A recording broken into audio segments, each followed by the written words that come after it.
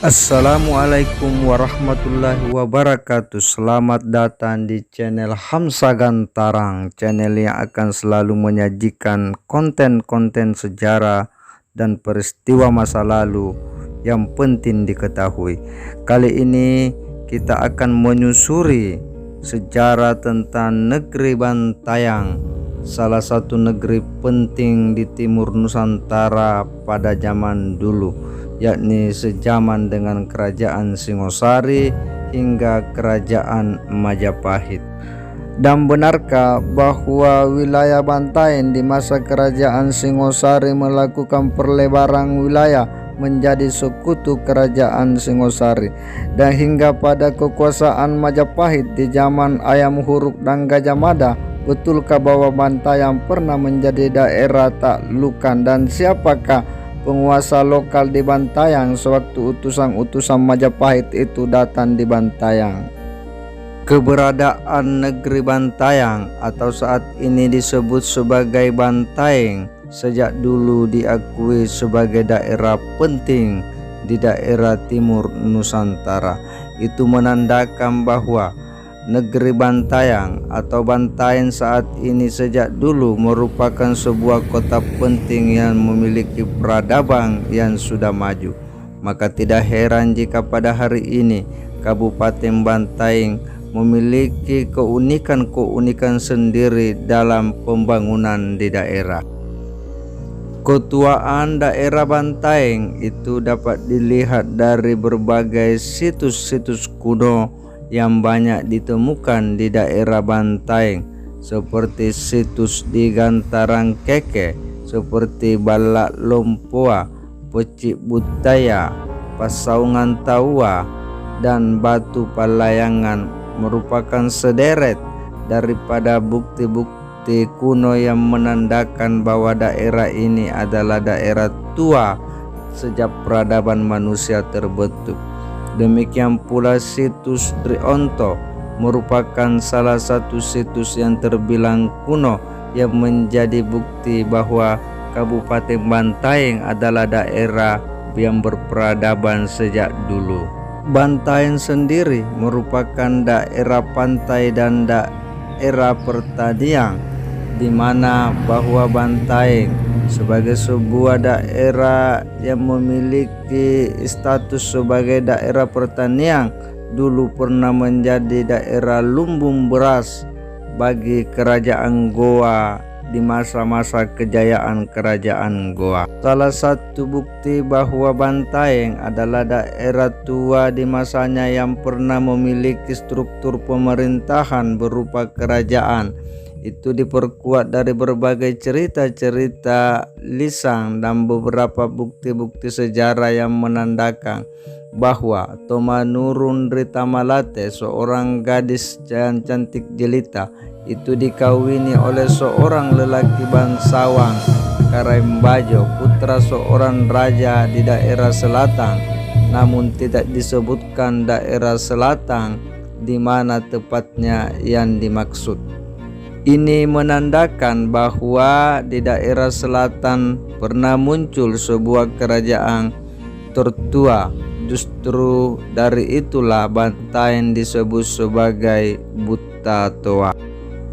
Di sisi lain, pada tahun 1254 dalam Atlas Sejarah Dr. Muhammad Yamin telah dinyatakan wilayah Bantaeng sudah ada ketika kerajaan Singosari di bawah pemerintahan Raja Kertanegara memperluas wilayahnya ke daerah timur Nusantara untuk menjalin hubungan niaga pada tahun 1294-1292. Penentuan fakta autentik peta Singosari ini jelas membuktikan bahwa Bantaeng sudah ada dan eksis ketika itu.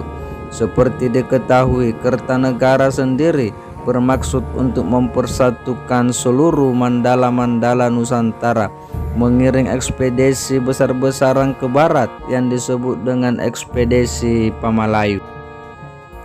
Ekspedisi Pamalayu merupakan pengerahan angkatan militer besar-besaran ke barat ke daerah Sumatera untuk membendung kekaisaran Yuan yang sedang bangkit di Tiongkok.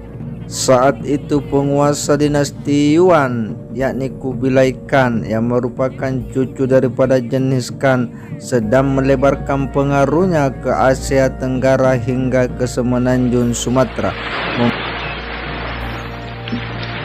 Kami datang dari kerajaan Mongol. Saya mau ke kerajaan Jawa. Nama rajanya Prabu Kertanegara. Hamba mengaturkan surat dari baginda Maharaja Kubilai Khan, penguasa dari daratan Hindustan hingga pantai timur negeri Cina. Baca surat itu, Wijaya. Membuat Kertanegara sebagai penguasa Singosari pada waktu itu bermaksud untuk membatasi pengaruh Yuan dengan membuat pengerahan angkatan perang ke barat.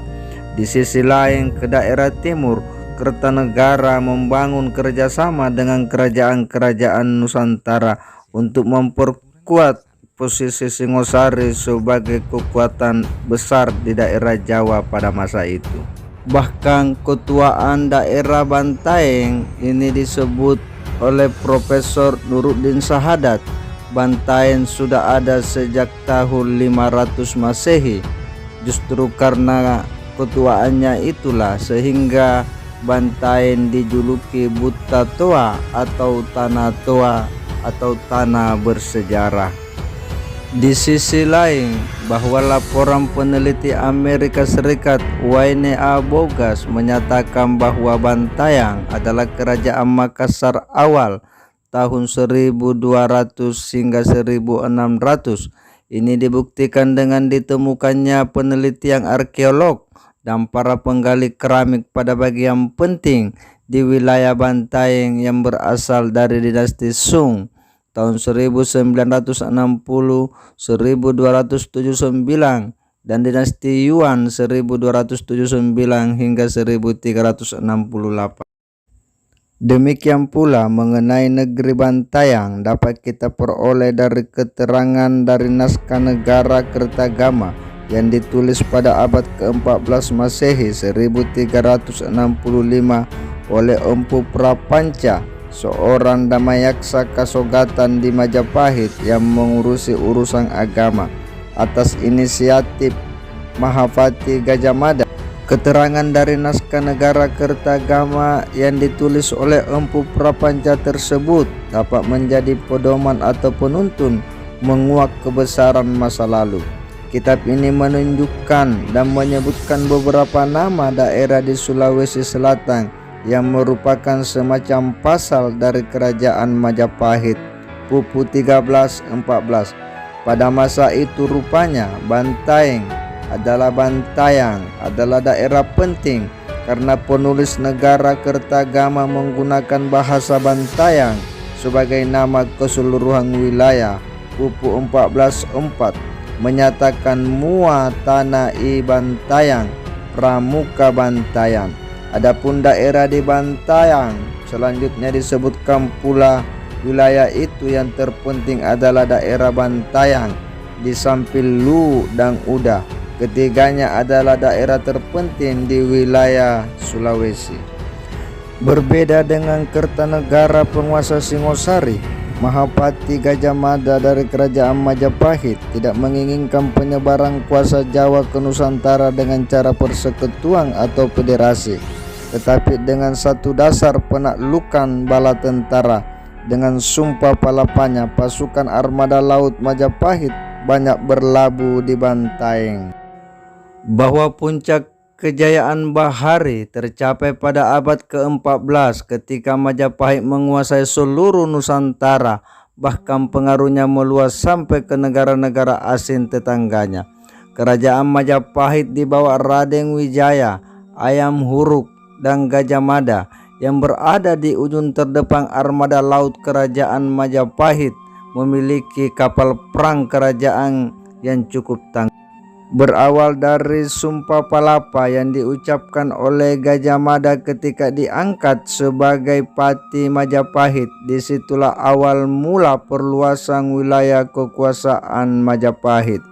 keinginan kuat Mahapati Gajah Mada serta Prabu Ayam Huruk sebagai Raja Majapahit pada waktu itu ditunjang oleh armada perang laut Majapahit yang kuat di bawah pimpinan seorang Senopati Sarwajala yakni Laksamana Empu Nala telah berkembang pesat menjadi kerajaan besar yang mampu memberikan jaminan bagi keamanan perdagangan di wilayah Nusantara kala itu.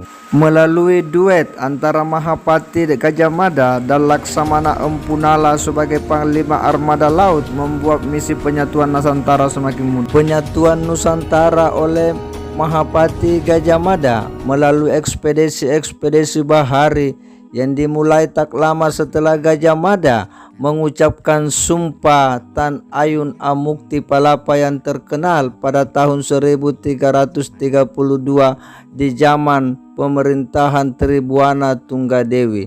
Sri Gajah Mada Pati Amangkubumi Tang Ayung Amukti Palapa Sira Gajah Mada lamun huas kala Nusantara isun Amukti Palapa lamun kala ring gurung ring serang Tanjung Pura ring haru rimpahan ring dompu rimbali ring Sunda Palembang Tumasik samana isun Amukti Palapa. Wah, ekspansi bahari ini tercatat dalam negara Kertagama oleh Empu Prapanca. Menurut kitab Puja Sastra Negara Kertagama Pupu 1314 menyebutkan nama-nama daerah Nusa Pramuka, pulau demi pulau sebagai negara bawahan Majapahit yang disebut sebagai mancanagara.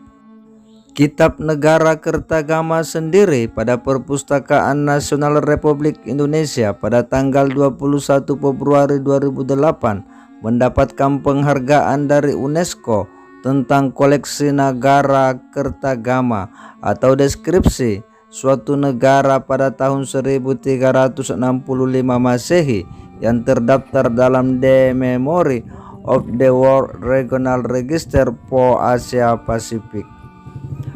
Penyebutan daerah Bantaeng yang disebut dengan Bantayan dalam kitab Negara Kertagama menandakan bahwa pada masa dulu bala tentara Gajah Mada datang di Bantaeng untuk misi penyatuan Nusantara. Meskipun Bantaeng menjadi daerah taklukan Majapahit, akan tetapi tetap memberikan kebebasan kepada penguasa lokal atau Karaeng untuk melanjutkan kekuasaannya dengan kewajiban untuk mengirimkan upeti sebagai tanda takluk. Dengan kewajiban itu, maka utusan dari penguasa Bantaeng dapat berkunjung ke kerajaan Majapahit mengantar upeti atau sebaliknya pejabat Majapahit sendiri yang datang ke Bantaeng menjemput upeti tersebut.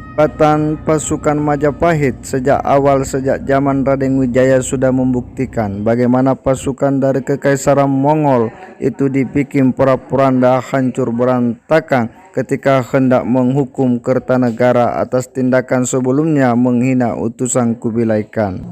Sebagai utusan, hamba menunggu jawaban dari Sang Prabu. Mendekatlah kau kemari. Itulah jawabanku.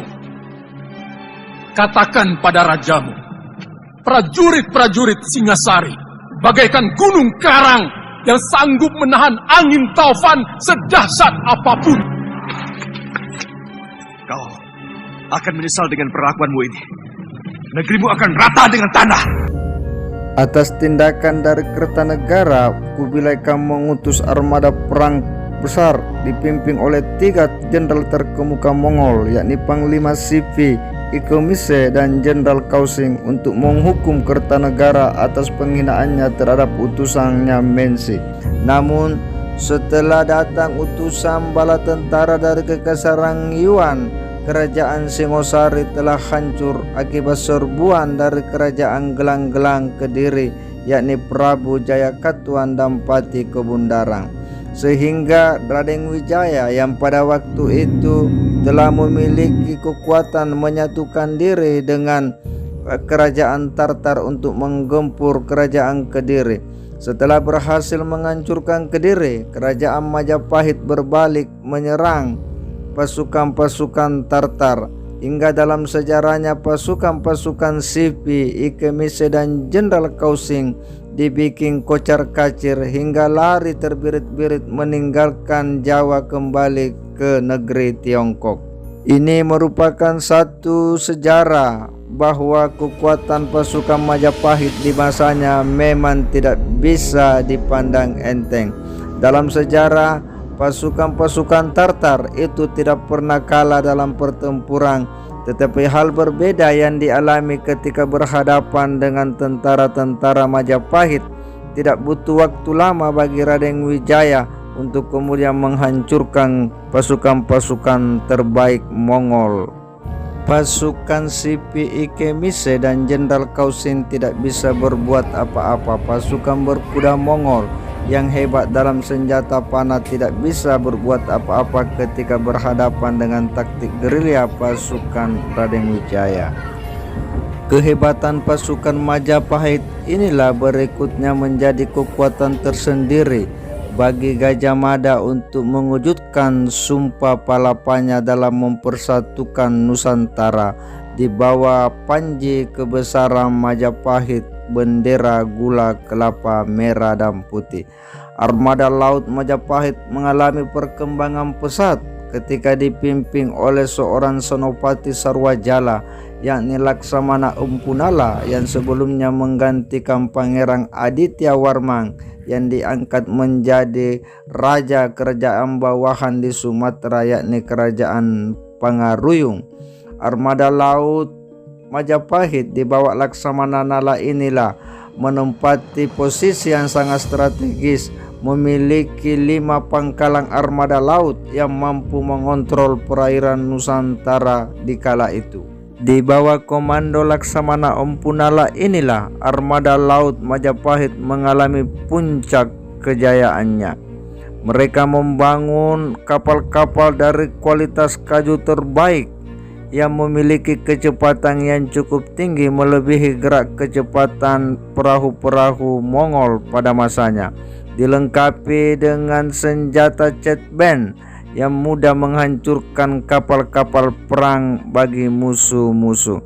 Dengan kemampuan Nala dalam mengorganisir armada laut Majapahit, pasukan-pasukan Majapahit mampu mendatangi dari pulau ke pulau, negeri-negeri seberang untuk membawa panji-panji kebesaran Majapahit, menyatukan visi Bhinneka Tunggal Ika, penyatuan Nusantara di bawah kebesaran Majapahit. Bahwa penyebutan Bantaeng sebagai salah satu nama wilayah yang penting di Sulawesi ini menunjukkan bahwa pada abad ke-14 komunikasi kerajaan Majapahit juga sudah cukup intensif.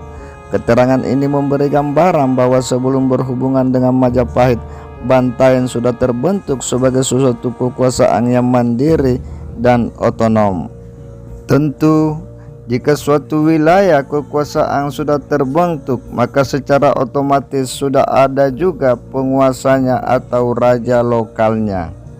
Hal ini diperkuat juga oleh naskah Lagaligo bahwa Bantaeng sudah merupakan daerah kuat dan mandiri di zamannya, seperti halnya Lu, sebab wilayah ini tidak pernah disebut sebagai daerah di wilayah pantai selatan yang takluk dalam wilayah kekuasaan Lu selain Takalar, Jeneponto dan Bulukumba yang termasuk 70 tempat yang dikuasai Lu dalam mengendalikan perdagangan rempah-rempah antar pulau melalui Selat Selayar.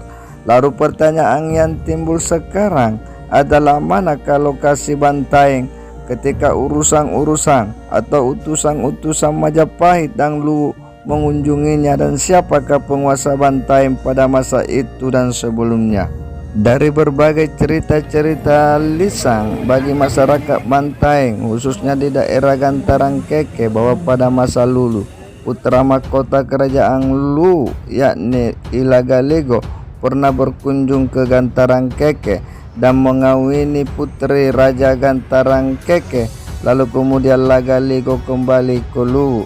Peristiwa itulah yang kemudian melahirkan acara Pakjukukan dan serta acara Sakbanang atau tamu tahun di Gantarang Keke pada setiap bulan Sakbang.